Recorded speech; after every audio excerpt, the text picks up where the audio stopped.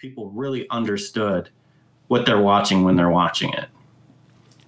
So that almost sort of begs the question. You've outlined sort of the kind of analysis that you want, but is that what makes a good analyst for you in Siege?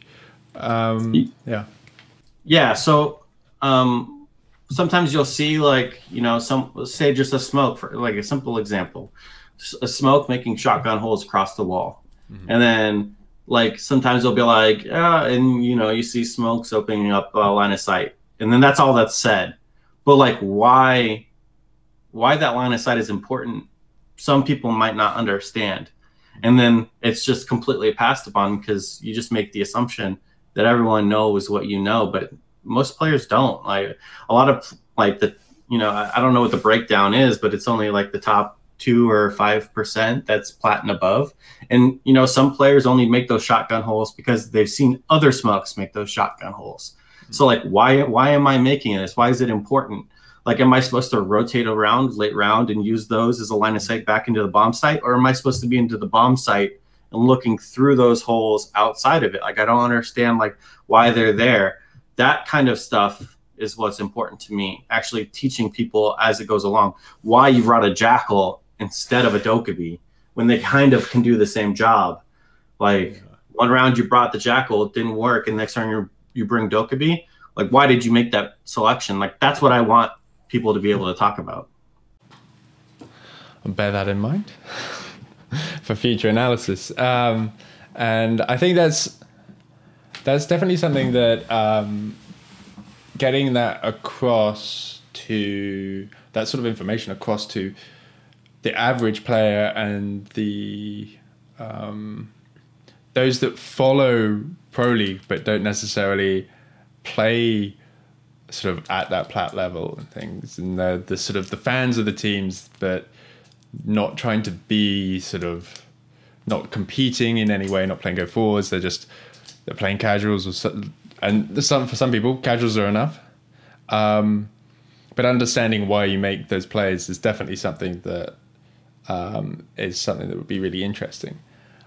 One feature that I've really wanted to sort of, which would definitely aid this, is the ability for the in-game client to save match replays so that you can also watch them from the spectator's position as well, which would give you that top-down thing where you can see, because it would be an analysis sort of heaven, because you can see the line of sights that they've made and things like that. And it's something that you can see that some more developed esports games have managed to add in. From my personal experience, Dota, every single match has an ID and you can search out specific matches. Do you think that would be something that we could see in the future for Siege? I mean, I really think that that's something that could be put into the game that would help grow the scene. I can tell you, and I mean, the faces I was making initially was because as a coach, that's terrible. I really don't want someone to be able to jump into my match, see where every single player is sitting, seeing where every single vault cam was thrown, seeing where every single ADS was placed. Like, that crushes you. Like, I mean, that when we're talking about something increasing the workload, that increases the workload, because now every single time you play a map, you have to throw everything out because someone knows everything that you're doing in an instant. So as long as they're doing the work, which you have to make the assumption that they are. Of course. But I mean, as long as that is around, that also is something that increases the skill cap, because now you can't just place everything where where you want them to be placed. Everything has a meaning. So if a team is attacking office, it's going to be different than if a team is attacking armory. So those do change where your ADSs and Valcams and all that stuff go. So you just have to know, as a Valkyrie, if they're going to take box side, I have to have like 20 different Valcams that I can throw. So that does increase the skill cap. You have to understand all of the angles in the game. So I do think that it's something that would be great for the community. It would be something that's great for the pro scene, because people would have to like really step up their game to play competitively. And it would make for a lot better viewing experience. You could go back and like watch your favorite player and say, I really like Redeemer. You know, he's a solid anchor. I really want to learn how to play Echo and Maestro like he does. And then you could actually go sit and watch what Redeemer does all around. But of course, it's got like a negative side. What would be the balance then, do you think? As far as like if the video was put into play? Yeah. Well, so that you weren't obviously sort of thrown wide open in terms of your strats and things, but also so that like you had a tool at least similar in theory to it. I don't know if there necessarily would be an opening. I mean, you could say that like you could make all the gadgets invisible, but that wouldn't matter, because once they throw like a flashbang and the flashbang disappears, you know, there's an ADS right there. Yeah. So like, I don't know if there's a balance. It would really be the decision between protecting the team's strats and making the game better.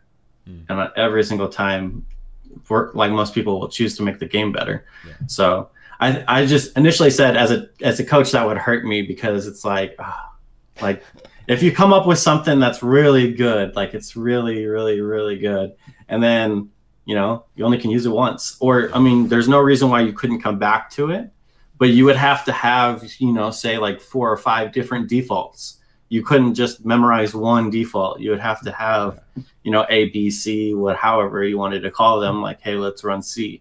So the team would have to understand where each of your walls were, what that meant for your strat, and then they could kind of like then say, okay, we know how they're set up, which if a team is that prepared, they deserve to win. I mean, that if that team understands 4 different defaults you have, that's a team that's very prepared for your match. Yeah. That's what I thought might have been a good idea. Maybe needs some fine tuning. In terms, okay, so as we're on the subject of features that could be added into the game, not necessarily to change operators or meta, but the sort of the menus and things like that. Is there anything that you'd like to have built in extra to the game? Built in extra to the game, a way to warm up, like actually warm up, not terrorists that throw flashbangs at you randomly, no matter if you're crouching or walking or anything, they still know you're there. Or bombers who show up like on the other side of a wall when you open a door and blow you up. Then you have to wait for the game to reload all back out and back in so you can keep warming up. Or rooms filled with C4. I just like it was nice when the zombie thing was out, because you could actually go into one of those by yourself and kill like a ton of zombies, and that was way better than terrorist hunt. But yeah, some way to be able to just warm up on your own, because warming up is not only important for competitive players, it's important for all players. Maybe not like someone who just likes playing the game casually, which 100% is like, I just like everybody to play this game. So I don't care. Like if you only like playing casual, just play casual. Like as long as, you know, it's like something that you enjoy. But like, I mean, you have to warm up your aim, or you're just like going to go into it unprepared, right? So, I mean, anyone should jump into a T-hunt 3 or 4 times and then play. And really, I wish they could just jump in and like do like some sort of aim practice and then play. But yeah, that's one thing. And then inside the game, there needs to be some sort of pause feature, like some sort of way to like fix how long it takes to rehost games, because all the rehosts that always it kills viewership. People don't want to stick around and wait for you to rehost 4 times. Yeah. And not only that, but it's frustrating for players. If you got a player who's really hot and doing really well, and he's got to sit through 4 rehosts, and now he's like ice cold like everybody else, it throws away all your momentum. And it like breaks your like focus mentally when you're like sitting there having to wait over and over again through 5-minute timers. It's a joke, really. I hadn't thought of that as a rehost feature. One thing I keep sort of picking up on things that you've said, and the viewership. What would you think of a built-in sort of live stream feed of pro matches? If they're going on, people are in the game client, sort of queuing for ranked matches just on the main menu. Instead of looking at the newest operators, you've got the pro scene being played from whatever region. Probably you tier it so that you can watch live matches going on. Yeah, sorry. No, it's fine. I think that's a great idea. I would really like that. I mean, kind of like I know Counter-Strike does it. And I think League does it too with like their major tournaments. It's like it's actually on their like launcher screen. Yeah. And I don't think there's any reason why it shouldn't be done. So I'm not sure. However, they need to set it up between ESL and Ubisoft to make it work. But because I'm sure there's some sort of rights there, because it's not the same company that owns the game and is running the tournaments. So I'm sure there's something that's like behind that. But I know that they do try to like promote it as much as they can with like the little things in the lower left hand corner, like the little ad block. Yeah. So we'll say like match tonight, blah versus blah. I really like. I do like that addition because back when I played, it wasn't there so much. So at least it's something. But I agree, like it would be really nice because I mean, sometimes players don't understand that there is even really a competitive scene, or sometimes they don't know that it could be like interesting for them to watch. And then if they're just sitting there and like, say a 5-minute, 10-minute queue for whatever reason, they could be like, wow, this is actually something that's interesting to me. Like I actually do want to watch this. And then, you just got another viewer for free. It's free marketing. And I imagine there are casual players out there that are really effective casual players who have no idea that there's a pro scene, and that casual player could be the next, Pengu, but we might never realize that there's a pro scene until it's too late to get interested and get involved.